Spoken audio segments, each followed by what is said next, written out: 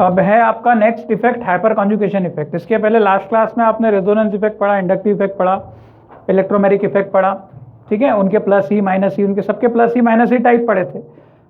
Next effect है hyper conjugation. अभी तक आपने पढ़ा था कि रेजोनेंस केवल किसके कारण होता था, पाई बॉन्ड के कारण, है ना, delocalisation of pi bond. Resonance की डेफिनेशन यही थी कि पाई बॉन्ड क्या होते थे, घूमते रहते थे, उसी को रेजोनेंस कहते थे हम। हाइपर कॉन्जुगेशन एक ऐसी चीज है जिसमें आपको रेजोनेंस सिग्मा इलेक्ट्रॉन का दिखेगा। किसका दिखेगा, मतलब सिग्मा बॉन्ड के कारण दिखेगा। थोड़ा बहुत ही रेजोनेंस से अलग होता है, बट इसमें इसकी डेफिनेशन क्या होती है कि हाइपर कॉन्जुगेशन सबसे पहले तो एक स्टेबलाइज करता है किसी भी मॉलिक्यूल को। क्या प्रदान करता है हाइपर कॉन्जुगेशन, स्टेबिलिटी देता है, ठीक है। कैसे स्टेबिलिटी देता है, from the interaction of electron in a sigma bond. इसमें किसका इंटरेक्शन होता है, सिग्मा बॉन्ड का इंटरेक्शन किससे होता है, विद एन एडजेसेंट एम्प्टी और पार्शियली फिल्ड पी ऑर्बिटल। मतलब सिग्मा बॉन्ड का इंटरेक्शन किसके कारण होता है, एम्प्टी और पार्शियली फिल्ड पी ऑर्बिटल के कारण। इसको मैं पहले इस एक्सप्लेनेशन से समझा रहा हूँ, एक्चुअली ये थोड़ा मैंने बाद में लिखा, तो इसको मैं समझा पहले देता हूँ। मान लीजिए आपके पास है CH3 CH2 प्लस, ठीक है, ये प्लस थोड़ा यहाँ पे लगा देते हैं। अच्छा, ये सबसे पहले तो किस किस चीजों में होता है, कार्बोकेटायन में होगा, आपको सब बता चुका हूं मैं, फ्री रेडिकल्स में होगा, अल्कीन्स में होगा, अल्कीन्स मतलब डबल बॉन्ड, और अल्काइल अरीन्स में होगा, ठीक है, इन सब में ये होगा।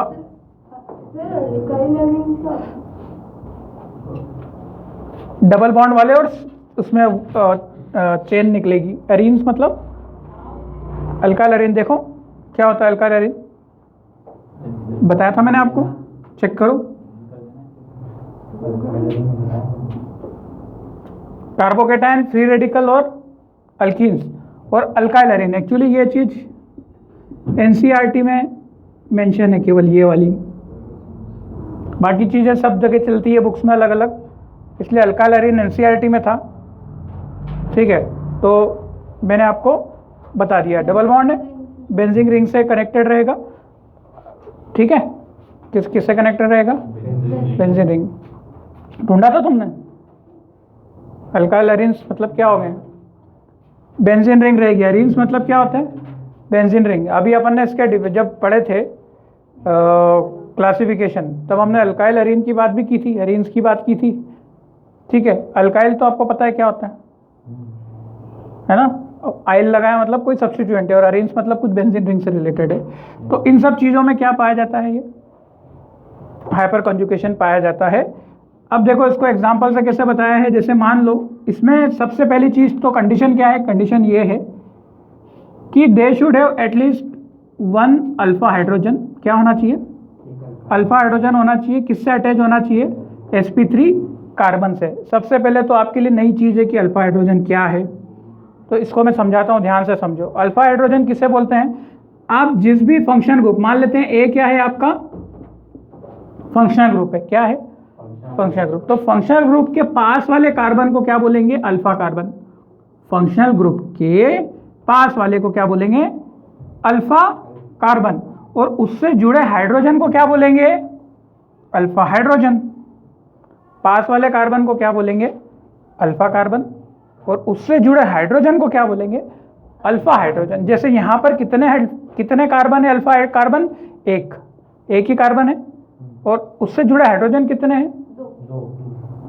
तो यहां पर कितने अल्फा हाइड्रोजन है, 2 अल्फा हाइड्रोजन।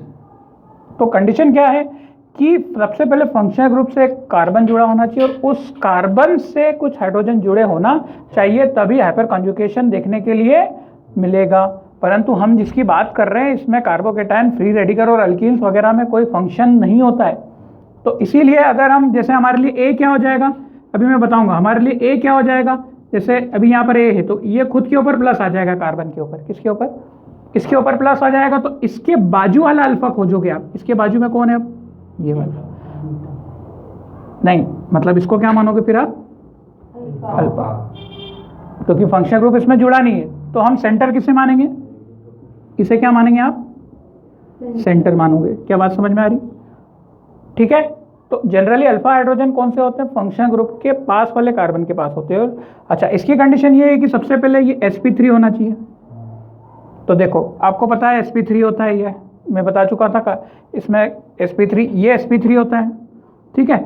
और इसके पास इसके बाजू वाले कार्बन में क्या होना चाहिए? वेकेंट p ऑर्बिटल होना चाहिए। जैसे कि ये चीज बताइए, ये CH3CH2 का एक हाइब्रिडाइजेशन स्ट्रक्चर है, ठीक है। इसमें CH3 में ये sp3 हाइब्रिडाइज होता है और ये कौन सा हाइब्रिडाइज होगा? sp2 हाइब्रिडाइज होगा। sp2 क्या बताता है कि एक p ऑर्बिटल इसके पास क्या है? खाली है, क्योंकि p में कितने होते हैं? 3। आपने दिखाया कितना है? 2। तो इसीलिए यहाँ पर ये तो देखो, ये आपको ये क्लियर हो रहा है, 1 2 3, ये 3 इधर वाले sp3 के बता रखे, और इधर के ये जो 2 वाले, एक p ऑर्बिटल पूरा का पूरा इसमें क्या है? खाली है। p ऑर्बिटल इसमें क्या है? खाली ऑर्बिटल को बताया। बाकी h और h जो जुड़े थे वो बता दिए, और इसके ऊपर प्लस ऐसा कैसा साइन, यहाँ पर जो था ऐसा कैसा बता दिया। अब ये खाली p ऑर्बिटल एक्चुअली क्या होता है? रेजोनेंस इसमें बस यही होता है कि ये जो होते हैं, ये जो इलेक्ट्रॉन्स होते हैं ना, आपको दिख रहे हैं, ये क्या है? ये तो हाइड्रोजन वाले इलेक्ट्रॉन है जो कि इन्होंने क्या किए थे? शेयरिंग किए थे। ये हम पढ़ चुके थे इस तरीके का स्ट्रक्चर। तो ये क्या करते हैं हाइड्रोजन वाले? एक्चुअली ये जो इलेक्ट्रॉन्स होते हैं ये दूसरे ऑर्बिटल में चले जाते हैं, मतलब चार्ज क्या हो जाता है? इसमें डिस्पर्स हो जाता है। चार्ज क्या हो जाता है? फैल जाता है, एक जगह नहीं रहता है। खाली ऑर्बिटल होने के कारण चार्ज कहाँ चले जाता है?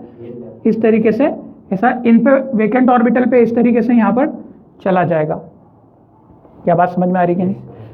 इन पे चार्ज जाने के कारण ये मॉलिक्यूल में स्टेबिलिटी आ जाती है। बस यही कॉन्सेप्ट है कि p ऑर्बिटल जो खाली ऑर्बिटल है उसमें अपने बाजू से ही क्या चले जाते हैं?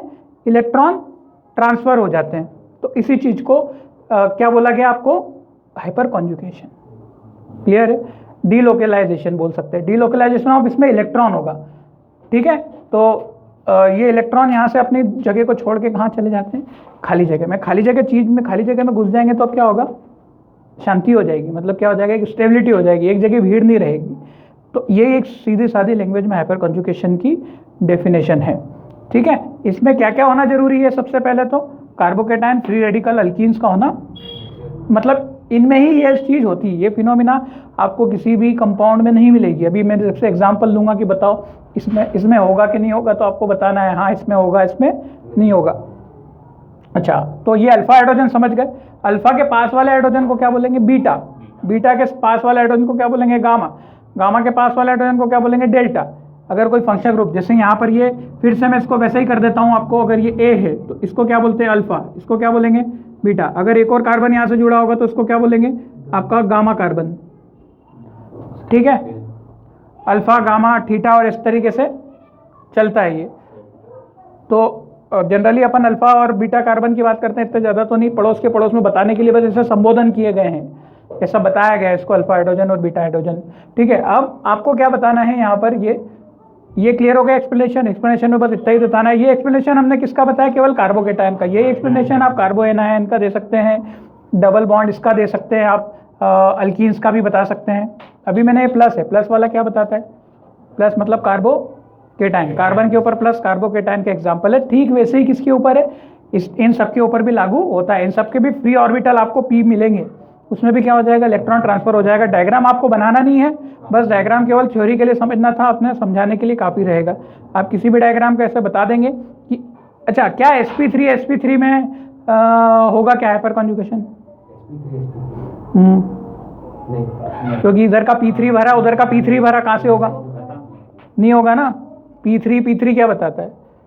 भरे हुए हैं, क्योंकि p तो मैक्सिमम 3 है, 3 इधर के भरे, 3 इधर, कहाँ से ट्रांसफर होगा? कहाँ से डिस्पर्स कर लोगे आप? इसीलिए तो होता है कि sp3 से sp2 होना जरूरी है, वेकेंट p ऑर्बिटल होना जरूरी है हाइपर कॉन्जुगेशन के लिए, ठीक है। और मैं आपको हाइब्रिडाइजेशन बता चुका था कि एक चेन में कहाँ से कहाँ कितना होता है, ठीक है। और डबल बॉन्ड होना जरूरी है। चलो बताओ, इसमें इन 6 में से किस किस में हाइपर कॉन्जुगेशन होगा? ये तो CHO ग्रुप है, इसमें होगा क्या? नहीं, फंक्शनल ग्रुप में हाइपर कॉन्जुगेशन देखने के लिए नहीं मिलता।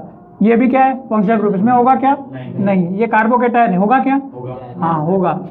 इसमें डबल बॉन्ड एल्कीन है, होगा क्या? हाँ होगा।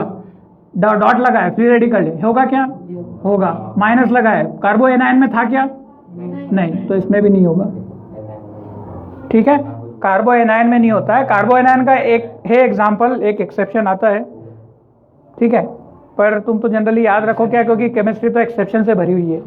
कार्बो एनायन भी एक एग्जाम्पल मिलेगा आपको, पर अभी अपन स्कूल लेवल पे उसको डिस्कस नहीं कर रहे हैं, ठीक है। जनरली तो यही शब्द अपने को देखने के लिए मिलते हैं। एक एक्सेप्शन फिर हर चीज़ का है, वो तो केमिस्ट्री अपवादों से भरी हुई है, आपको पता है कि चीज़ आ तो जाएगी, पर जनरली इसमें होता है। अच्छा, अब जितने अल्फा हाइड्रोजन होंगे उतनी ज़्यादा क्या होगी, स्टेबिलिटी। तो सबसे पहले आपको क्या काउंट करने होंगे, अल्फा हाइड्रोजन, ठीक है। जितने अल्फा हाइड्रोजन होंगे और उतने नो बॉन्ड रेजोनेंस भी होंगे, उतने नो बॉन्ड रेजोनेंस भी होंगे। अब देखो रेजोनेंस कैसे बनता है इसमें, मान लो ये आपका स्ट्रक्चर था, ये वाला सेम ऐसा बनाया अपन ने, CH3CH2 का स्ट्रक्चर ऐसा होता है।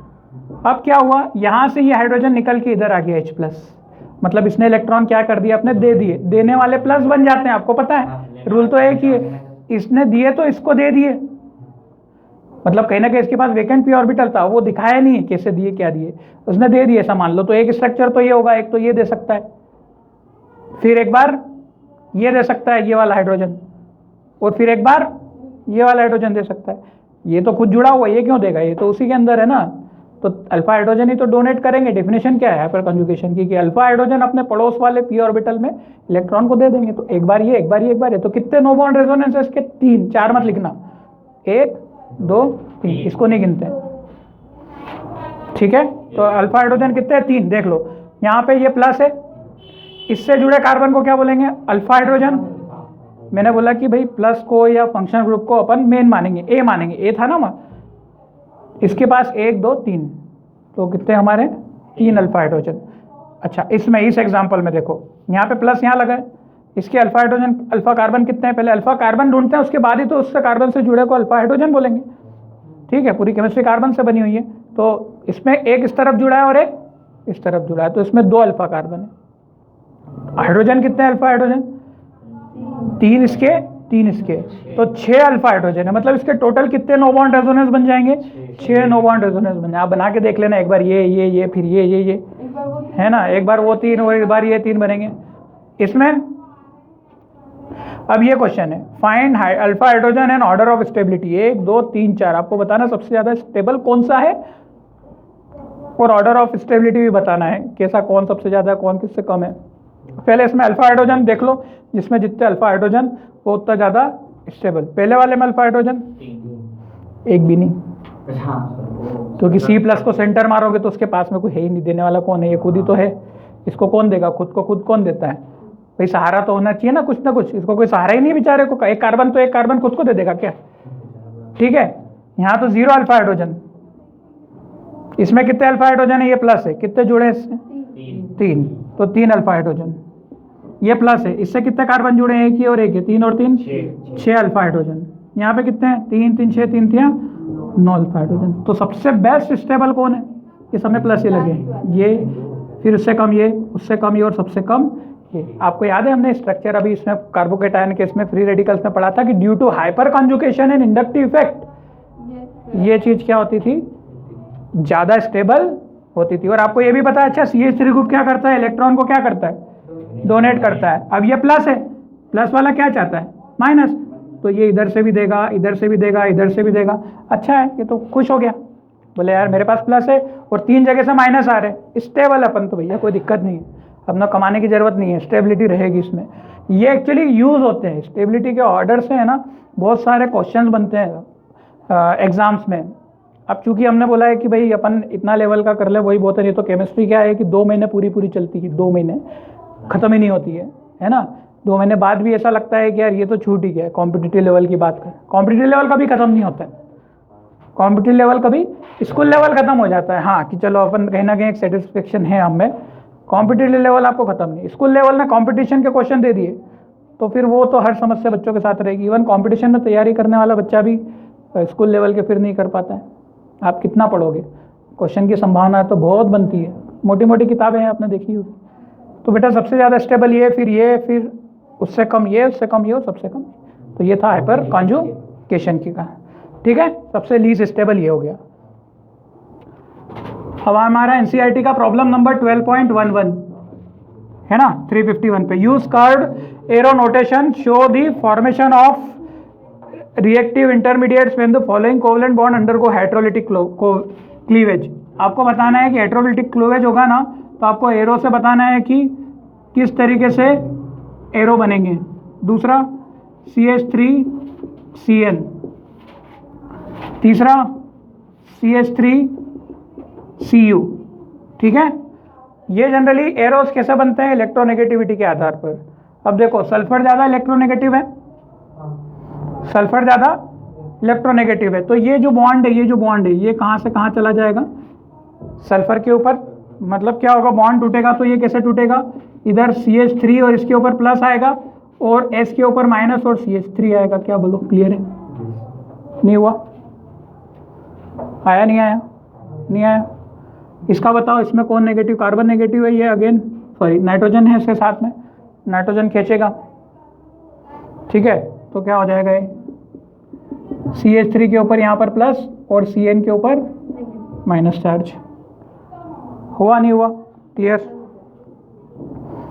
अब CH3Cu उल्टा होता है, Cu इलेक्ट्रोपॉजिटिव होता है, मेटल होता है, वो पॉजिटिव होता है, तो उल्टा करेगा अभी। एरो किधर जाएगा, इधर जाएगा, तो इस बार क्या बनेगा, CH3 के ऊपर माइनस और Cu प्लस। क्या समझ में आया? Problem number 12.12, give justification categorise the following molecule ions as a nucleophile और इलेक्ट्रोफाइल। आपको बताना है इनमें से कौन न्यूक्लियोफाइल है और कौन इलेक्ट्रोफाइल्स हैं, ठीक है। तो न्यूक्लियोफाइल्स कौन कौन है, इलेक्ट्रोफाइल्स कौन कौन है, क्या थी डेफिनेशन न्यूक्लियोफाइल इलेक्ट्रोफाइल की। न्यूक्लियोफाइल के पास क्या होता है, हाँ न्यूक्लियस लवर होते हैं, इनके पास अनशेयर्ड पेयर इलेक्ट्रॉन होते हैं। क्या होते हैं, अनशेयर्ड पेयर इलेक्ट्रॉन होते हैं, तभी तो वो मतलब पॉजिटिव वाले को दे सकते हैं ना, लोन पेयर होते हैं, which can donate a share pair, which can donate and shared with a electrophile. तो बताओ कौन कौन है, जनरली माइनस वाले होते थे, ये आपको पता है, HS माइनस होता है, माइनस वालों में तो कंफ्यूजन है नहीं, C2H5O माइनस, देख लो आपको ये मिल रहा है, ठीक है। अब CH3 और ये N के ऊपर 2 डॉट दे रखे हैं, 2 डॉट वाले आपको पता है ना, ऐसे 2 डॉट वाले भी थे। H2O न्यूट्रल होता है, न्यूट्रल 2 डॉट दिख रहे हैं, मतलब इसके पास लोन पेयर हैं, तो आप खुद से ही दिखा रहे हो। फिर कौन सा एक एग्जाम्पल और डॉट वाला, तो ये सारे न्यूक्लियोफाइल है।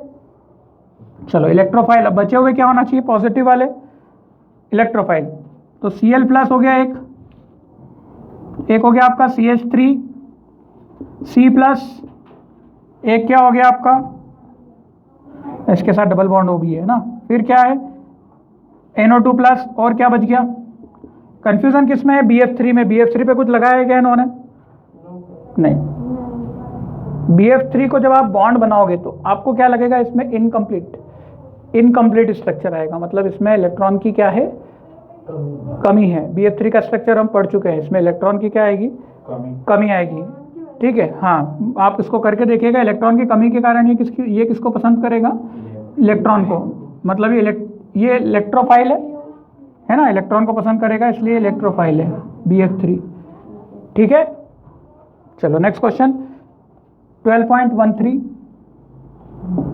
Problem number 12.13, identify electrophilic centre in the following reaction. इसमें इलेक्ट्रोफिलिक सेंटर आपको ढूंढना है, कौन कौन होगा,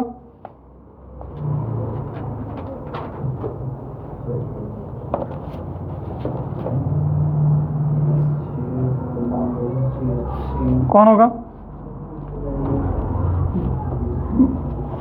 पहले वाले में कौन होगा, CH3 CH डबल बॉन्ड हो। मैं इसको थोड़ा ठीक से ऐसा बना देता हूँ ना, बुक में क्या दिया है, CH चिपका हुआ दिया है, मैंने CH डबल बॉन्ड हो ऐसा बना सकते हैं, तो यही वाला होगा, सेकंड कार्बन होगा, ये वाला स्टार लगा दूं, कोई दिक्कत, क्योंकि ऑक्सीजन इससे ही खींचेगा तो उसके बाद फिर आसान है, ये तो कोई दिक्कत नहीं है। CH3 C और फिर double bond N, CH3 CN में कौन बनेगा,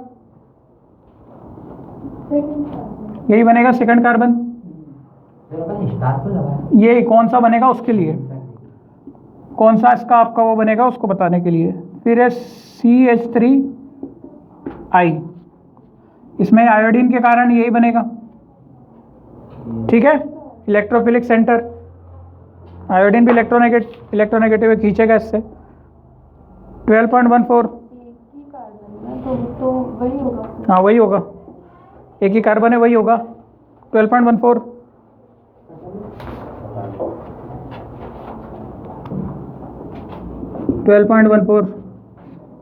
क्या दिया है, विच bond is more polar in the following pair of molecule, इनमें से कौन पोलर है। पहला है CH3H और CH3Br, मतलब CH4 ही हो गया है, तो CH3H और CH3Br। ब्रोमीन आपका इलेक्ट्रोनेगेटिव होता है, ये तो हाइड्रोजन इतना होता नहीं है, इसलिए ज़्यादा पोलर कौन है, ब्रोमीन वाला। तो यहाँ पर ये ब्रोमीन ज़्यादा पोलर है, नहीं आया।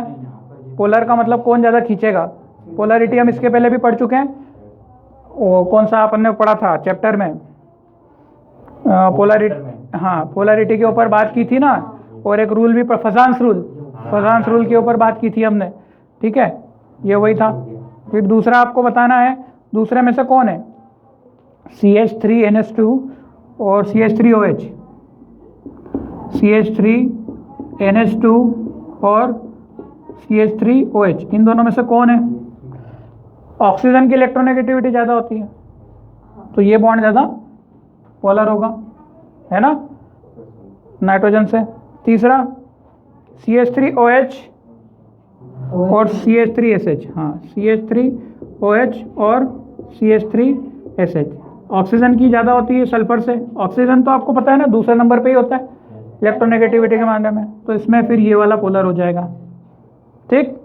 उसके बाद 12.15, in which carbon carbon bond of CH3CH2Br the inductive effect is expected to least, सबसे कम इंडक्टिव इफेक्ट किसमें होगा, C और यहाँ पर दिया Br, सबसे कम इंडक्टिव इफेक्ट किसमें होगा, कौन से कार्बन में होगा, 3 कार्बन दिए, सबसे कम इंडक्टिव इफेक्ट कौन से कार्बन में होगा, मैं नंबरिंग कर देता हूँ 1 2 3, सबसे कम इंडक्टिव इफेक्ट किसमें होगा, थर्ड वाले में, आपको पता है, बता दिया था मैंने। और सबसे ज़्यादा किस पे होगा, 1 वाले में, और इंटरमीडिएट किस में होगा, 2 वाले में। बताने की कोई ज़रूरत है नहीं, ठीक है, क्योंकि जो ब्रोमीन खींचेगा तो पहले इसके खींचेगा, फिर इसके और फिर इसके, तो इनका इफेक्ट थोड़ा भी होगा, double delta positive triple delta positive आएगा। 12.15 हो गया। 12.15 के बाद 12.16, जब ये रेजोनेंस के स्ट्रक्चर होते हैं ना, थोड़े से प्रैक्टिस से ही आते हैं ना, इसको आप एकदम से तो नहीं बना सकते हो।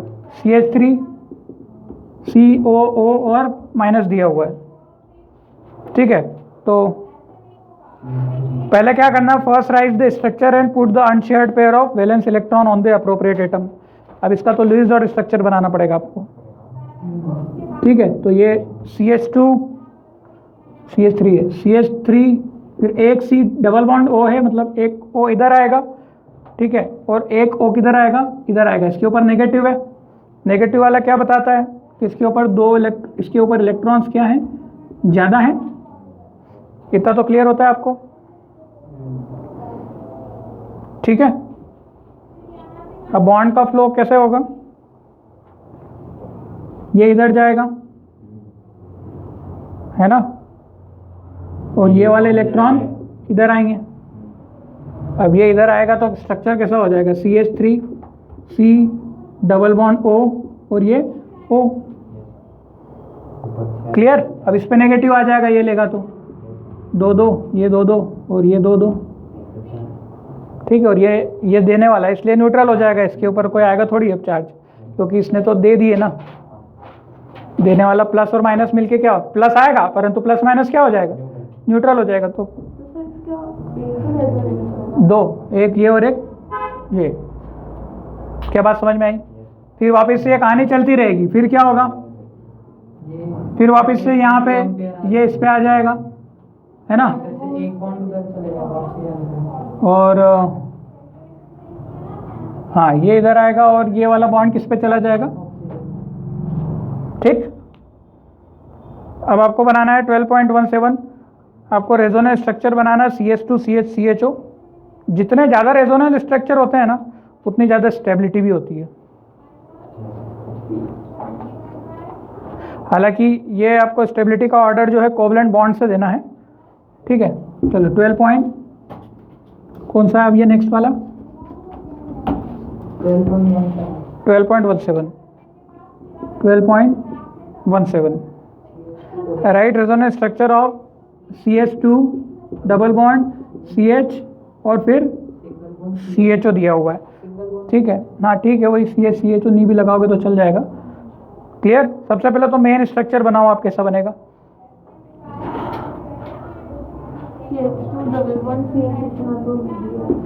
CH2 डबल बॉन्ड C, ठीक है, H लगा रहेगा, इससे नीचे लगा दो C डबल बॉन्ड O और H। कहानी कौन शुरू करेगा? ऑक्सीजन। कहानी कौन शुरू करेगा? ऑक्सीजन। ऑक्सीजन के ऊपर क्या है? जैसे दो लोन पेयर बचेंगे, 1 2 3 4, आ रही बात समझ में? 5 6 7 8, इतना केमिस्ट्री समझ लिया अपन ने, है ना? अब बताओ एक स्ट्रक्चर क्या बनेगा? एक डबल बॉन्ड ऑक्सीजन पे जाएगा। अब ये अच्छा, रेजोनेंस क्या होता है? रेजोनेंस होता है कि movement of double bond, movement of double bond.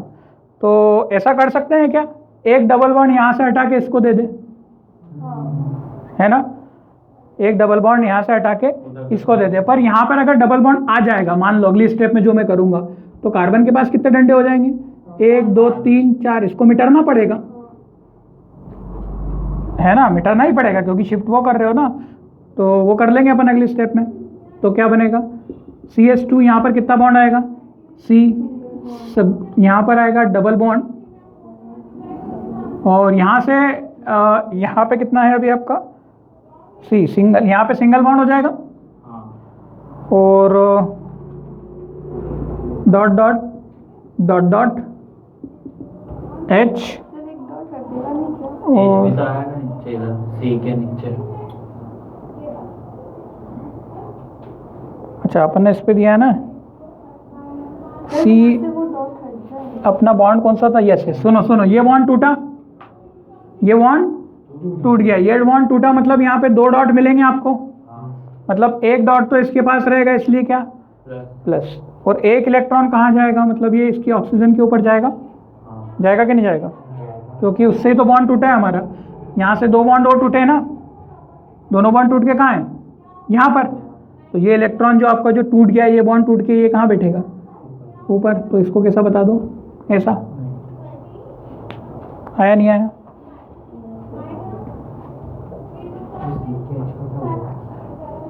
अरे इसने बॉन्ड तोड़ा ना, ये 2, इसने बॉन्ड तोड़ा, तो ऐसा समझ लो कि इसके दोनों के दोनों कहाँ आ गए? यहाँ पर। नहीं लिखा सर वहाँ। अच्छा H लगाना भूल गए, लगा दे, ठीक है। एक स्ट्रक्चर ये, एक ये, एक और क्या बन सकता है?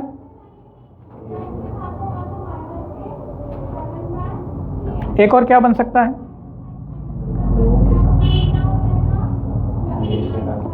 एक ऐसा हो सकता है क्या, एक बार इसके ऊपर माइनस आ जाए?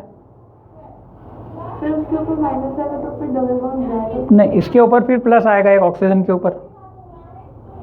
देखो एक स्ट्रक्चर और दिया है CH2, इसके ऊपर माइनस आएगा, तो एक बार ये लोन पेयर ये भी रख लेगा, एक बार ये लोन पेयर इसके ऊपर भी आएगा, और ये भी एक स्ट्रक्चर बनता है इसका। हाँ, ये भी एक स्ट्रक्चर इसका बनता है, CH, और डबल बॉन्ड क्या आएगा आपका? Double bond CH O dot dot dot dot, और ये क्या? प्लस। ये सब वही है, कोई भी टूटा नहीं, बस इसने क्या किया? इलेक्ट्रॉन किसको दे दिए? इसको दे दिए। ये भी एक स्ट्रक्चर बनता है, ये याद रखना पड़ेगा आपको थोड़ा सा, ठीक है? 3। ये क्या? इलेक्ट्रॉन का मूवमेंट है ऑक्सीजन के ऊपर, ऑक्सीजन के ऊपर एक्चुअली अब ये फुल है ना ऑक्सीजन, यहाँ पे माइनस चार्ज है, तो ये इसको क्या करेगा? ये प्लस है, इसका मतलब क्या है कि इसको इलेक्ट्रॉन चाहिए, तो ये स्टेज में क्या करेगा? इसको इलेक्ट्रॉन ऑक्सीजन मांगेगा तो ऊपर वाला, मतलब एक्चुअली यहाँ से स्टेप होगी ये स्टेप इंटरमीडिएट है, ये अगर डायरेक्टली देगा तो ये तो न्यूट्रल हो जाएगा, ये न्यूट्रल हो जाएगा, ठीक है। पर देखो यहाँ पे आपको न्यूट्रल के बाद 2 इलेक्ट्रॉन ऐसे बताए हैं, मतलब ये दोनों के दोनों दो नेगेटिव और माइनस सीधा के सीधा उठ के कहाँ आ गया है? यहाँ पे आ गया है। ऑक्सीजन के पास कमी आएगी तो सेकंड में बना, तो बिल्कुल ऑक्सीजन के पास अभी क्या आ जाएगा? प्लस। अब नहीं, अब ऑक्सीजन क्या सोचेगा? यार मुझे तो नेगेटिव पसंद है, ऑक्सीजन क्या बोलता है? नेगेटिव पसंद है, पर मेरे पास चार्ज क्या आ गया है? पॉजिटिव। तो इसीलिए आपको एक स्टेबिलिटी का ऑर्डर भी पूछा है, क्या पूछा है? तो अब बताओ इनमें से सबसे ज्यादा परेशान कौन होगा? थर्ड वाला क्यों? क्योंकि ऑक्सीजन क्या सोचता है, मैं नेगेटिव हूँ। मैं नेगेटिव हूँ तो मुझे पॉजिटिव चार्ज क्यों दे रहे हो। मतलब किया उसी में, ये सब इंटरनली होता है और बहुत बहुत बहुत कम समय के लिए होता है ये सब, ठीक है। ये सब हाइपोथेटिकल चीज़ें, रेजोनेंस एक्चुअली में हाइपोथेटिकल का मतलब वाकई में नहीं होता है। तो एक थोड़ा सा स्ट्रक्चर तुमको याद रखना पड़ेगा। तो सबसे ज़्यादा स्टेबल इसमें, ये तो लीस्ट स्टेबल है, ये स्टेबल क्या है, सबसे लीस्ट स्टेबल है। अच्छा, इसके बाद सबसे अच्छा स्टेबल कौन सा मान रहे हो तुम? सेकंड वाला क्यों? इसके तो ऑक्सीजन के पास नेगेटिव चार्ज, इसमें तो कोई चार्ज है नहीं, पहला वाला क्यों नहीं मान रहे हो? अगर चार्ज बनता है ना, देखो पहला वाला मोस्ट स्टेबल रीजन भी दिया है, more number of covalent bond each carbon and carbon atom as an octet and no separation of opposite charge. जिसमें अपोजिट चार्ज में कोई सेपरेशन नहीं होगा वो सबसे ज़्यादा स्टेबल होगा। यहाँ से सेपरेशन हुआ, एक माइनस और एक plus, no separation of opposite charge मतलब प्लस माइनस नहीं होना चाहिए। यहाँ प्लस माइनस दोनों है, इसलिए ये स्टेबल तो है ही नहीं। और सबसे कम स्टेबल क्यों नहीं है? क्योंकि ऑक्सीजन के ऊपर उल्टा तुमने क्या दे रखा है, प्लस चार्ज। इसमें चार्ज, यहाँ पे तो सेपरेशन है ही नहीं, मतलब सबसे ज़्यादा ये क्या है, लेस स्टेबल है, मतलब सॉरी मोर स्टेबल है। ये क्या है, मोर स्टेबल है, ये लीस्ट स्टेबल है, ठीक है। अगर मैं इसको नंबर दूँ 1, इसको नंबर दूँ 2 और इसको नंबर दूँ 3, तो 1 वाला ज़्यादा स्टेबल है, 2 वाला उससे कम और तीसरा वाला सबसे कम, ठीक है। एक 12.18,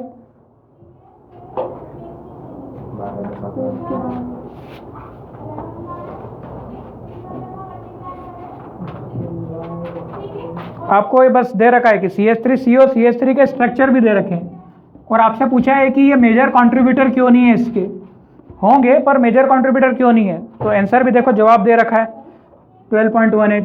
12.18 आपको CH3COOH के 2 रेजोनेंस स्ट्रक्चर दे रखे हैं, खुद से ही दे रखे हैं। रेजोनेंस स्ट्रक्चर देखो बनाना बहुत मुश्किल होता है ना, मतलब आप किसके बन जाते हैं तो बन जाते हैं, नहीं तो आधे अधूरे ही बनते हैं वो, तो वो बहुत प्रैक्टिस से आता है। आपको अलग से ही एक तरीके से प्रैक्टिस करनी रहती है। स्कूल लेवल पर अपन इतना कहाँ करते हैं, 2-4 पढ़ लिए बहुत है, अपन ने प्रैक्टिस की थी, याद हो आपको, सब एक फॉर्मूला वगैरह लगा लोगों के, सब नोट्स वगैरह में है हमारे पास, ठीक है। तो CH3COOH जो है इसके 2 स्ट्रक्चर भी दिए हैं आपको बुक में, खुद से ही दिए हैं। Explain why the following 2 structure CH3COO CH3, हाँ इनके जो 2 स्ट्रक्चर दिए हैं वो स्टेबल क्यों नहीं है, मेजर मतलब क्यों मेजर कंट्रीब्यूटर नहीं है, या फिर वो दोनों क्यों नहीं बनेंगे। मेजर का मतलब कि ज़्यादा नहीं बनेंगे, बनेंगे पर बहुत कम है। तो चार्ज सेपरेशन हो रहा है दोनों में, बस यही आंसर है, चार्ज सेपरेशन हो रहा है, ठीक है। अच्छा, चार्ज सेपरेशन होता है इसका मतलब कहीं ना कहीं ऑक्टेट क्या हो जाता है, इनकम्प्लीट, क्योंकि पॉजिटिव नेगेटिव आ रहे हैं। इसका मतलब क्या है, पहले सब सही था, स्टेबल वो होगा जिसके ऑक्टेट भी सही है, बिल्कुल चार्ज भी नहीं है, एग्जैक्टली क्योंकि सब कुछ सही था, अपन सब कुछ सही पढ़ते हैं। अभी तो अपन दिक्कत कर रहे हैं ना, प्लस माइनस कर रहे हैं। देखो प्लस कर रहे हैं, इसका मतलब उसने क्या दे दिया, इलेक्ट्रॉन दे दिया, उसका ऑक्टेट क्या हो गया, टूट गया।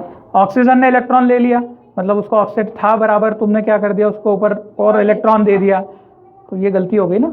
तो चार्ज सेपरेट हो जाता है, प्लस और माइनस में विभाजित हो जाता है, तो फिर वो स्पीशीज ज़्यादा स्टेबल नहीं होती है। तो समझ गए, इसमें प्लस माइनस दोनों मिल रहा है, दिस इज़ नॉट स्टेबल। फिर सारे हो गए हैं, अब केवल लास्ट 12.19 हो गया, 12.19 और आपका चैप्टर खत्म हो जाएगा। बाकी आपकी जो एनालिसिस है वो तो हम ले नहीं रहे।